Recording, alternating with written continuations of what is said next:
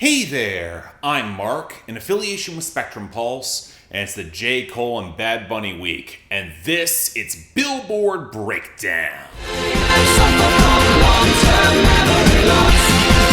I don't remember. The funny thing with certain album bomb weeks is that sometimes it winds up way easier than you would expect, especially for an episode already delayed because of President's Day. Part of this is the feeling like I've already done the homework, like a 50+ minute video on my main channel that y'all should go check out. I really wish the algorithm had given that one more of a boost against the tide, but when you have a week that's otherwise pretty stacked with activity, you can't say 2026 hasn't been busy, and I genuinely think we are all better for it, even if some of the discourse makes me want to rip somebody's head off, but again, we've all been there. Especially if you've been watching this show long enough. But let's start off with what's probably one of the unqualified bits of good news, our top 10. Where, as I predicted, and pretty righteously is deserved, Bad Bunny finally took DTMF to the top spot. The song is very good, and in between the tremendous streams and really strong sales, even if it only holds for this week, it is historic for a song entirely in Spanish to hold the number one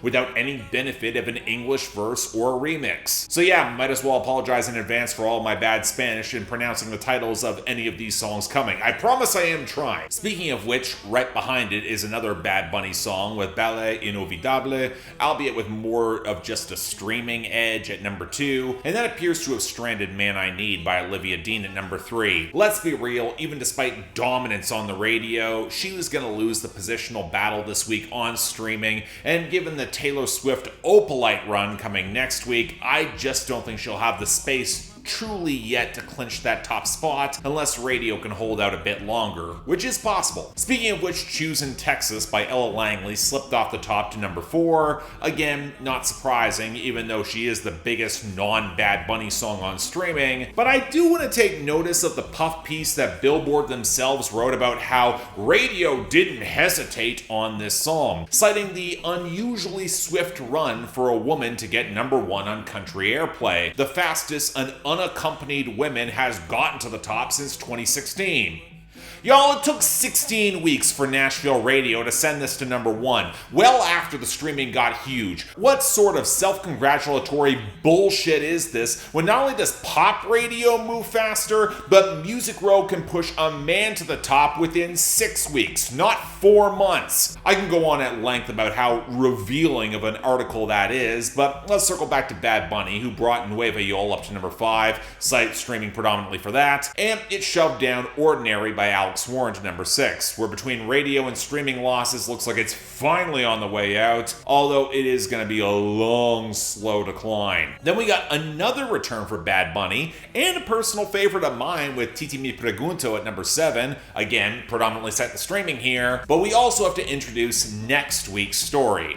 Opalite by Taylor Swift at number 8. She's likely going to clinch the number 1 for this song next week with the physical sales and a reasonably well-timed non-YouTube video released exclusively to the streaming services because she knows exactly how to play the Billboard numbers game, and with radio finally in full gear, it's going to be interesting to see if that peak is at all sustainable. And all that was enough to push Golden from K-Pop Demon Hunters down to number 9. It's very much on its way out, and I Just Might by Bruno Mars to number 10, which given the radio push will likely rebound, but that streaming weakness is kind of concerning. It's not performing even beyond some positional losses. That's going to be the real inhibitor for it actually going to return to the top. And that naturally takes us to our losers and dropouts. And in between the J. Cole album bomb and all the Bad Bunny returns, boy do we have a lot of both. And what's interesting in the latter group is that while the Don Toliver album bomb was largely forced off, it had a little bit more staying power than you might otherwise expect,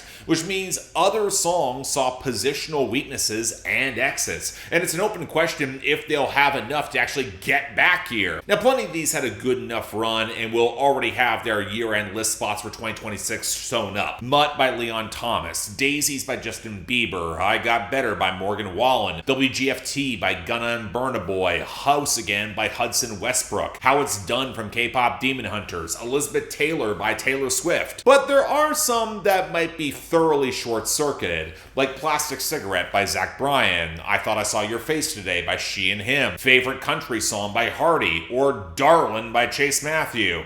Notice that I'm not exactly complaining here, but we also had a full quarter of the Hot 100 as losers, so let's handle the new arrivals, aka Don Toliver from last week first. Secondhand with Rima at 54, ATM at 55, Rendezvous with Yeet at 76, Tiramisu at 79, Gemstone at 82, Callback at 84, Excavator at 86, Rosary with Travis Scott at 98, and for the rest of the new arrivals, The Great Divide by Noah Khan at 18, Dandelion by Ella Langley at 62, and MacArthur by Hardy, Eric Church, Morgan Wallen, and Tim McGraw at 77. Then we got the continued losses. Aperture by Harry Styles just is not catching on at 24, alongside the expected fallback for Stateside by Pink Pantheress and Zara Larson at 51, the latter of whom had Lush Life skid back to 65. And from there, Chanel by Tyla at 80, When Did You Get Hot by Sabrina Carpenter at 81, Would Be Gone Without a New Radio Push, Beautiful Things by Megan Maroney at 85, Gone, Gone, Gone by David Guetta, Teddy Swims, and Tones at I at 88, Four Raws by SD Kid at 89, Brunette by Tekka Whatmore at 90, First Day Out by Pooh Shiesty at 93, Say Why by Zach Bryan at 94, and Time by Cardi B at 95. That's probably exiting next week. Then, well, the rest. That god-awful cover of Traveling Soldier by Cody Johnson and his band at 70. I Ain't Coming Back by Morgan Wallen and Post Malone at 74. It should also be gone, but apparently now it's getting a radio run. And Nice to Each Other by Olivia Dean at 96. Now getting to our returns and gains, the story is Bad Bunny, obviously, but in the latter group, I do want to highlight that for some ungodly reason, we're giving more attention to Dracula by Tame Impala because it got a remix with Jenny of Blackpink. So naturally, it rebounded to 45. But anyway, Bad Bunny, where I've talked about some of his gains in the top 10 already, but EO also got to 11, and Voy a Levarte pa Puerto Rico surged up to 14. But where he was dominant was in the returns, because this list is absolutely stacked, including some songs that I liked that I legit forgot how strong they performed on the charts. So running from the bottom up, El Club at 92, Le Que Le Paso a Hawaii at 87, Clo Friends at 70, Perfumito Nuevo with Rey Now at 67, La Mudanza at 66, Hueltita with Chewy at 63, Café Colorón with Los Planeros de la Cresta at 60, Daquiti with Jay Cortez at 48, Que Pasaria with Raul Alejandro at 47, Velda with Omar Courts and Davy at 39, Monaco at 37, and even La Cancion with J Balvin at 27. And yes, we still are absolutely in massive album bomb territory with J. Cole, where thankfully I already talked about the album at length and know very well where the best and worst are going to fall out. So with that noted, and only considering the songs in those groups and in the top 20, the others, Quick Stop at 100, Man Up Above at 99, I Love Her Again at 83, Only You with Burna Boy at 78, Lonely at the Top at 75, Life Sentence at 73, The Villest with Erykah Badu at 72, The Fall Off is Inevitable at 68, Old Dog with Petey Pablo at 64, 29 Intro at 53, Bombs in the Ville Hit the Gas at 52, Legacy with PJ at 36, Bunts Road Blues with Future and Thames at 34, told you that was coming, Run a Train with Future at 33, Who the Fuck Is You at 32, damn close to the honorable mention there, Poor Thing at 30, and Safety at 29. And that leaves us with actually a very reasonably sized week. Man, that's nice to see. And again, apologies again for all of my bad Spanish. And because we're not even starting with J. Cole here, kind of wish I was. Number 97, Babydoll by Dominic Fike. No calls, flipping through stations. I'm outclassed and it's outrageous. I'm not surprised it's so difficult to get rid of Dominic Fike. He's clearly well connected both in and out of music, and for what's worth, he can write a catchy song, and this is no exception. Albeit packaged so it barely runs 90 seconds, and it might be a little tricky to fully contextualize why I can't stand this, unless you remember the 90s and early 2000s, and a very specific, Californicated, preening dirtbag vibe from this that makes my skin crawl. Very sublime, and given how much I despise despise that band. That should be taken as an insult. I hate that Dominic Fike thinks that he's got the charisma to call anyone Babydoll. I hate the slapdash, who cares rap delivery with the line, looking for someone different because my daddy was a pimp. The framing of the song is trying to target this good girl who's totally out of his league, who blew him off, but he's trying to position himself as that option just out of frame, that she can join him in his world that's got the faux glamour of a bad vape and periodically asking to borrow money. But I really hate the smarm that underscores the guitar rollick and Fike's mugging delivery, where you can tell he thinks he's the hottest shit imaginable. He doesn't even try to fake sincerity. The sort of artistry online attempted to pick up chicks and discard them just as quickly. In short, if he's calling anybody Babydoll, he deserves a sucker punch. Number 69, Till You Can't by Kid Rock. As long and as strong and as close as you can, till you can't, till you can't. I know what you're thinking.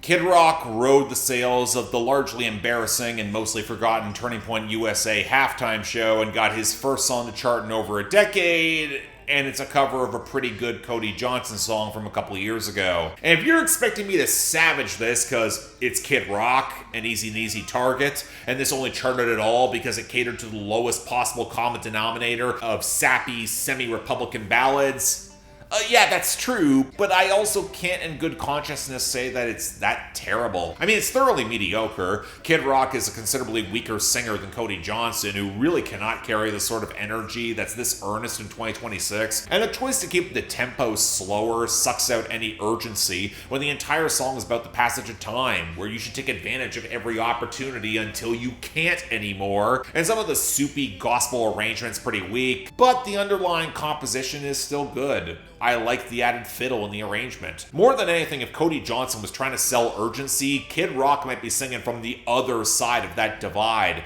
Melancholic because he literally, well, can't anymore. Can't do as much as what he once did in the same way. Which would be tragic if he didn't suck so much. So no, I don't really like it. But what might be the harsher indictment is that I don't care. And I've heard plenty worse. For example, number 59, 39 Intro by J. Cole.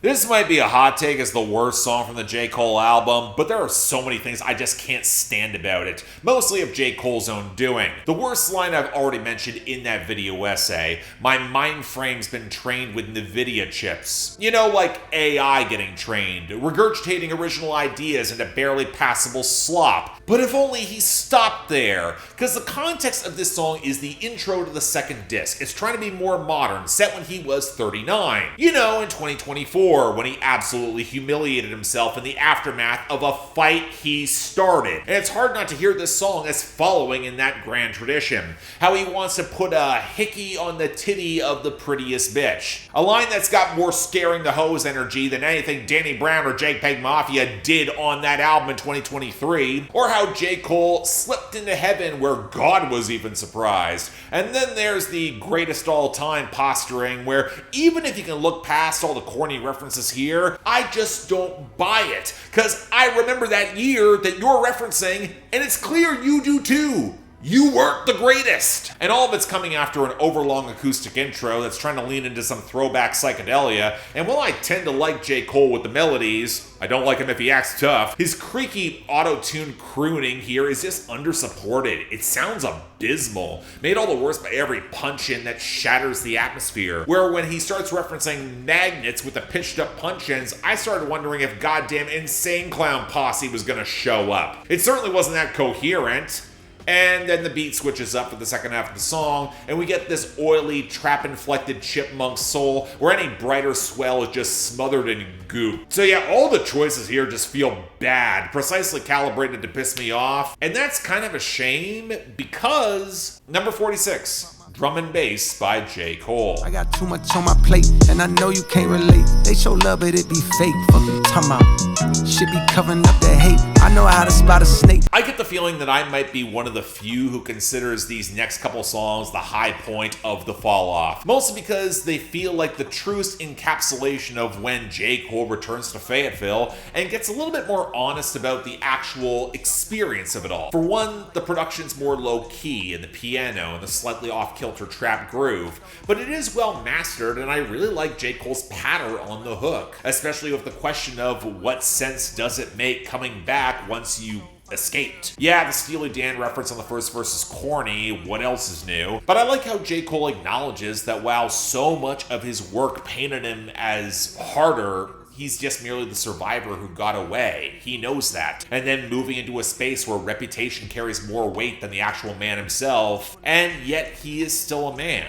Which is why the most telling moral quandary he faces comes on the second verse, where despite his belief that nothing can really change in Fayetteville, that little voice in his head is saying, well, how hard are you really trying to change things? And then the verse trails into him going back to a nightclub with old friends and having that one shot to get with a girl that he long wanted to hook up with before he left, only for the reputation to get in the way as a fan will come up and interrupt him. The more money, the more problems arc it is played out, but J. Cole having to deal with the awkward human consequences of what this sort of reconnection with his roots actually means helps ground the song and shows the alienation that comes with this brand of fame. Even if every word in that fan interaction kind of made me want to die of secondhand embarrassment. It was rough. But yeah, it sets the scene very effectively. And that translates well into number 43, The Let Out by J. Cole.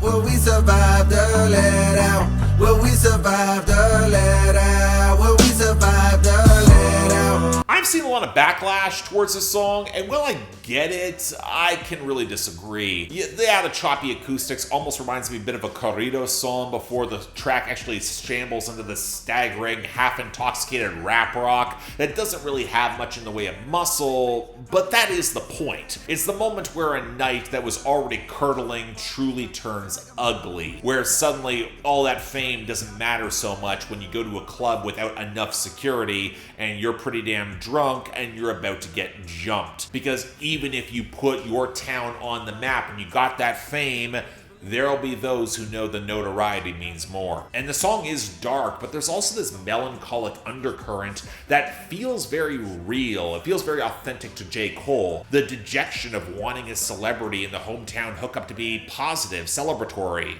But it was never not going to go sideways. It reminds me a lot of every TV series where the longtime city dweller goes back to the small town to bottle episode, and it inevitably gets ugly. And with J. Cole, you can tell there's a lot of guilt at any potential bloodshed, where the grim double entendre of the song's title feels like the perverse inversion of Closing Time by Semisonic. A new beginning is some other beginning's end. I don't have the highest opinion of J. Cole as an MC, and even then I think this works better because of some of the melodies. I do think this is one of his best ever songs. If more of the fall off sounded like this, probably would like it a lot more, because it is worth hearing. Number 31, Homewrecker by Sombr.